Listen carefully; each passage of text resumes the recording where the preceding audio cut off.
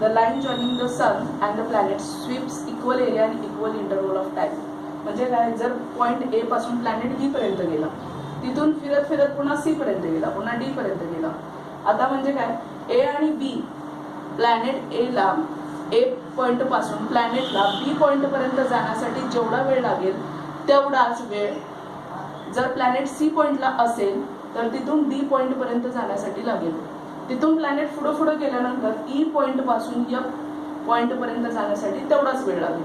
आता जेव्हा आपण ह्या लाईन जोडतो, आता दिले बघा A B and C D, A B, this is A B and C D distances covered by the planet in equal times. समजा इथं या ए आणि ए पासून बी पर्यंत जाण्यासाठी त्या प्लॅनेटला सपोज की आपण असं म्हणूया की एक 3 तास लागले असतील किंवा 4 तास लागले असतील. ए पासून बी पर्यंत जाण्यासाठी त्या प्लॅनेटला एवढा वेळ लागला असेल तर सी पासून डी पर्यंत जाण्यासाठी तेवढाच वेळ लागणार त्या प्लॅनेटला. म्हणजे ए बी आणि सी डी हे डिस्टन्सेस कव्हर करण्यासाठी त्या प्लॅनेटला सेम टाइम लागणार आहे. म्हणजेच काय, जेव्हा तुम्ही एरिया काढाल या आर्कचा, A S B is equal to C S D is equal to E S F. हे जे एरिया तुम्ही मॅथमॅटिकल कॅल्क्युलेशन काढले तर एरिया सेमच येणार आहे. हे आपल्याला काढायचे नाही, फक्त आपल्याला लॉज लक्षात घ्यायचे. पहिला लॉ काय बघा, एव्हरी प्लॅनेट बघा, orbit of a planet, orbit म्हणजे कक्षा, orbit of a planet is an eclipse with the sun at one of the foci. म्हणजे सन एखाद्या पॉइंटला प्रेझेंट आहे. सेकंड लॉ बघा, line joining the planet, line joining the planet and the sun, line joining the planet and the sun sweeps equal area in equal interval of time. खाली explanation दिले ते लिहायचं आहे. जेव्हा तुम्ही फक्त लॉ लिहायला आणि सोडून द्याल नाही चालणार. तर area of S B, A S B is equal to area of CSD. AB and CD are the distances covered by the planet in equal times. हे तुम्ही मेन्शन करणं गरजेचं आहे. Now we will see Kepler's third law. Kepler's third law.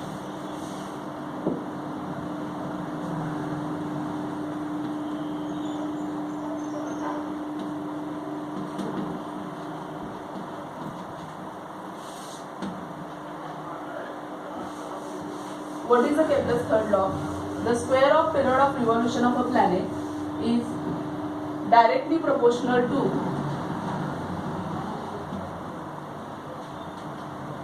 cube of mean distance of a planet from the sun.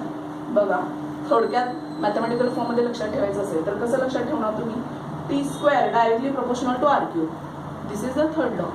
आता शब्दामध्ये लिहायचं असेल तर कसं बघा, तर square of period of revolution of a planet. आता टी म्हणजे काय, पिरियड आहे. पिरियड म्हणजे काय, टाइम. एखादा ग्रह सूर्याभोवती फिरतोय, त्याचा वेळ किती आहे त्याचा आपण स्क्वेअर केला, वर्ग केला, तर तो काय आहे, डायरेक्टली प्रोपोर्शनल. आता डायरेक्टली प्रोपोर्शनलचा अर्थ मी तुम्हाला सांगितलं किती वेळा तरी. एक क्वांटिटी जेव्हा वाढते तेव्हा दुसरी क्वांटिटी पण वाढणार. एक क्वांटिटी कमी झाली म्हणजे त्याची क्षमता जर कमी झाली तर दुसरी पण काय होणार आहे, कमी. त्याला म्हणायचं directly proportional. Inversely proportional means when one quantity increases other quantity decreases, when one quantity decreases other quantity increases. It is called as inversely proportional. This relation is directly proportional. The square of period of revolution, एखादा ग्रह सूर्याभोवती फिरताना त्याचा जो period आहे, त्याचा जो timing आहे, त्याचा जर स्क्वेअर केला तर तो काय आहे, directly proportional to mean distance of the planet from the sun. आता आर काय आहे, डिस्टन्स आहे. डिस्टन्स डायग्राम लक्षात घ्या. डायग्राम मध्ये काय दिले बघा, sun, this is planet present at the position A. आता जर प्लॅनेटचं सन पासून डिस्टन्स मेजर करायचं असेल, या ग्रहाचं सन पासून तुम्हाला डिस्टन्स काढायचं आहे. आता समजा इथनं तुम्ही डिस्टन्स घेतलं. आता planet goes from point A to B, planet goes from point B to C, planet goes from point C to D. असा तो फिरत फिरत जाणार. this is eclipse, this is not a circle. आता जेव्हा तुम्ही हे डिस्टन्स मेजर कराल, R1 हे वेगळं असणार. सन पासून तुम्ही इथं प्लॅनेट गेला गोल गोल फिरत, इथलं डिस्टन्स वेगळं असणार R2. Suppose this is R2. इथलं डिस्टन्स वेगळं असणार R3. हा इक्लिप्स असल्यामुळं आता जेव्हा तुम्ही सर्कलचा विचार करता, radius is the same from the center. इथं सन आहे, suppose this is a sun and this is a planet. This is same, this distance is same, this distance is same, this distance is same. Why? Because all these points are present on the circumference of the circle and this is the radius. Circle वरती काय होतंय, जेव्हा planet circle मध्ये फिरत असता तर सन पासून त्याचं डिस्टन्स सेमच असतं, त्यामुळे प्रॉब्लेम आला नसता. पण इथं काय आहे, इक्लिप्स आहे. हा जो शेप आहे, orbit of the planet is Eclipse. त्यामुळे काय होणार, जेव्हा तुम्ही डिस्टन्स मेजर कराल सन पासून पॉइंट ए पर्यंत, सन पासून पॉइंट बी पर्यंत, सन पासून पॉइंट सी पर्यंत, तेव्हा सगळे डिस्टन्स त्या प्लॅनेटचे सूर्यापासून अंतर वेगवेगळे येणार आहे.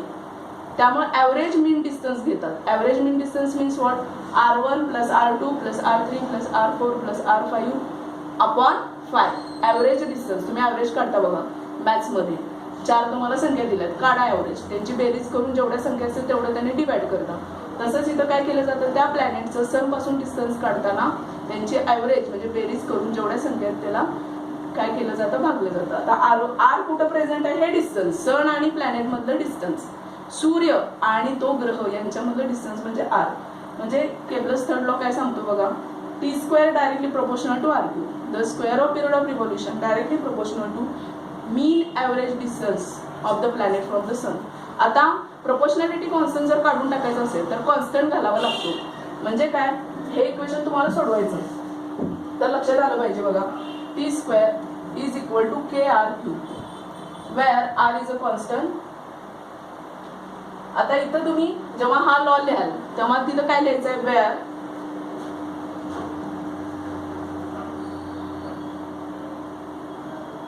R is equal to average distance of a planet from the sun. Average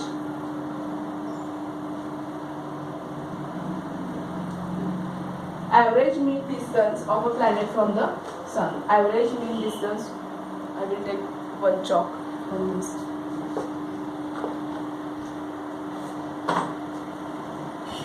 Average distance of a planet.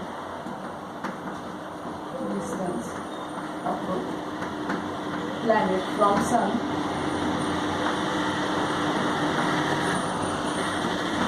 T period of revolution of a planet.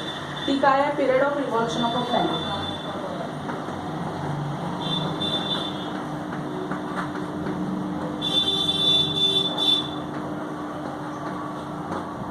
आता T square directly proportional to R cube हे equation तुम्हाला सोडवायचं आहे. Proportionality constant जेव्हा जेव्हा येईल तेव्हा proportionality constant काढून टाकण्यासाठी काय करावं लागतं, एक कॉन्स्टंट घ्यावं लागतं. आता हे लिहिणं मस्त आहे. आर हा नेमका काय आहे, टी हे नेमकं काय आहे. जेव्हा एक इक्वेशन तुम्ही पेपरमध्ये लिहाल नेमकं हे काय आहे, आर म्हणजे नेमकं काय, टी म्हणजे नेमकं काय. टी म्हणजे प्लॅनेट आहे का, तर नाही. टी म्हणजे पिरियड ऑफ रिव्हॉल्युशन. आर म्हणजे काय, average distance of a planet from the sun. या गोष्टी तुम्ही लिहिणं मस्त आहे, डायग्राम काढणं मस्त आहे. मी तुम्हाला सांगितलं प्रॅक्टिस करा.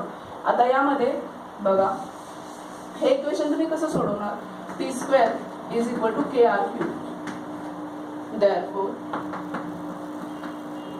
आता के ची व्हॅल्यू तुम्हाला पाहिजे. देन टी स्क्वेअर अपॉन इथं मल्टिप्लिकेशन आहे, इकडं आल्यानंतर ही क्वांटिटी डिवाइड होणार. T square upon R cube is equal to K, where K is equal to constant. इथं के काय आहे तर प्रोपोर्शनॅलिटी कॉन्स्टंट आहे. K is a proportionality constant और you can say K is a constant. This is the Kepler's third law of equation of motion or you can say Kepler's third law of planet. Planet बद्दल त्यांनी 3 law केपलर्सने मांडलेले आहेत. त्यातला first law आपण बघितला, orbit of a planet is ellipse with a sun at one of foci. म्हणजे planet जो आहे तो इक्लिप्स फॉर्ममध्ये फिरतो सूर्याभोवती, सर्क्युलर मॅनरमध्ये फिरत नाही, गोल गोल सर्कलमध्ये फिरत नाही, तर इक्लिप्सचा शेप तयार होतो जेव्हा एखादा प्लॅनेट सूर्याभोवती फिरतो तेव्हा. दुसरा लॉ काय आहे, the line joining the planet and with the sun. एखादी तुम्ही प्लॅनेट आणि सन यांना जोडणारी लाईन काढली, डिस्टन्स मेजर केलं, the line joining the planet and the sun sweeps equal area in equal interval of time. आता थर्ड लॉ काय सांगतो, T square directly proportional to R cube. म्हणजे काय, the square of period of revolution of a planet directly proportional to mean average distance of a planet from the sun, where r is equal to average distance of a planet from the sun, t period of revolution of a planet. आता हे equation खाली सोडवायचं आहे. T square is equal to K R cube. You have to काय remove this proportionality sign. हे proportionality sign घालवायचं असेल तर you have to take the proportionality constant. T square is equal to K R cube. Then this quantity is multiply with the k.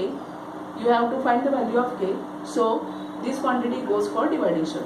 That is t square upon r cube is equal to k, where k is equal to proportionality constant or constant.